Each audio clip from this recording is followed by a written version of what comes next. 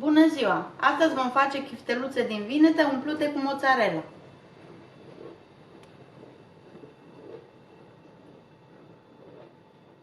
Pentru această rețetă ne trebuie 400 de grame de vinete coapte, decojite, scurse de zeamă și apoi tocate fin, un ardei capia copt, decojit, cu semințele scoase, apoi tocat în cubulețe, 2 ouă, 130 de grame de pesmet, 40 de grame de cașcaval ras prin răzătoarea cu găuri mici, 120 de grame de mozzarella tăiată în cubulețe, 4 căței de usturoi, o legătură de pătrunjel tocat fin, jumătate de linguriță de oregano uscat, ulei pentru pulverizat, sare și piper.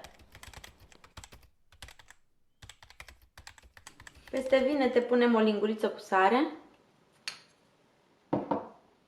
oregano, pătrunjelul,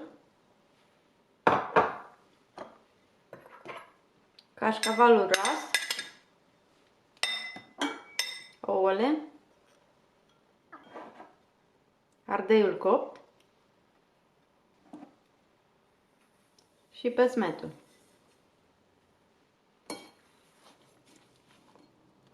Tot acum punem și piper.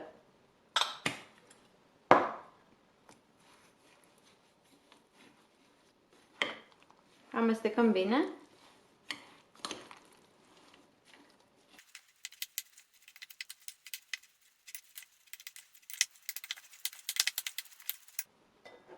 Radem și usturoiul.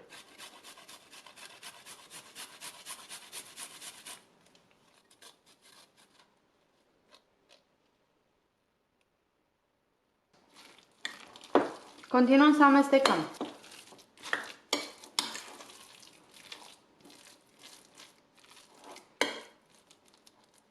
Am terminat de amestecat. Acum lăsăm pentru 15 minute pentru ca pesmetul să absoarbă bine toate lichidele din compoziție. Am pus hârtie de copt într-o tavă, o pulverizăm cu puțin ulei și apoi îl întindem.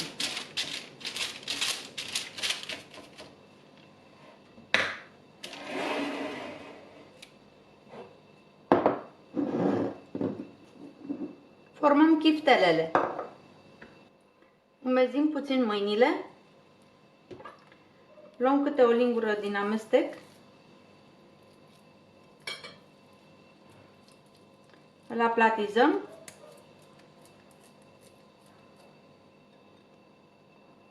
În mijloc punem un cubuleț de mozzarella și îmbrăcăm cubulețul. Le dăm formă rotundă.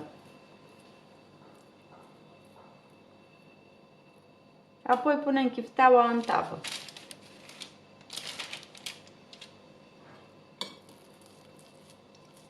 Procedăm la fel până ce terminăm tot aluatul.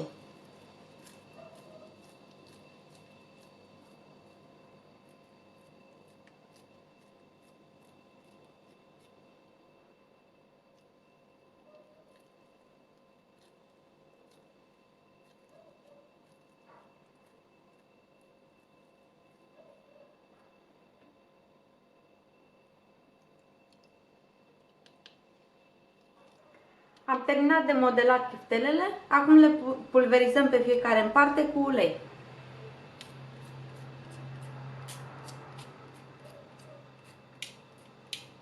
După ce le-am pulverizat, luăm tava și o băgăm la cuptor preîncălzit la 200 de grade.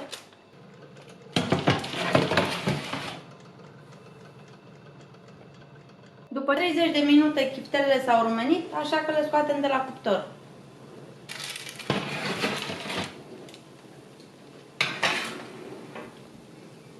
Le lăsăm să se răcorească puțin, apoi le putem servi.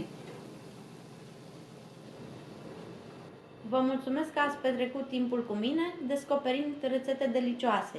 Dacă v-a plăcut experiența și doriți să fiți la curent cu noi preparate, vă invit să vă abonați la canalul meu. Pentru mai multe rețete gustoase și idei culinare, ne revedem curând. Vă doresc o zi plină de savoare și bucurii culinare.